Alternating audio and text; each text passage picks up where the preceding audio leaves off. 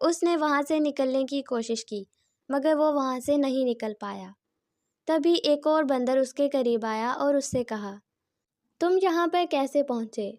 ٹنکو نے جواب دیا، میرے ماں باپ سختی سے منع کرتے تھے کہ میں سڑک کی طرف نہ جاؤں، مگر پھر بھی میں اس سڑک کی طرف آیا اور کسی نے اٹھا کر مجھے جیپ میں بند کر دیا۔ دوسرے بندر نے کہا، میرے ساتھ بھی یہی ہوا تھا، میں نے اپنے والدین کی بات نہیں مانی اور آخر میں مجھے یہاں اس قید میں رہنا پڑ رہا ہے۔ اب ہم ساری زندگی اسی قید میں رہ کر گزاریں گے، ہمیں ان کی بات مان لینی چاہیے تھی۔ ٹنکو اس کی باتیں سن کر مزید اداس ہو گیا۔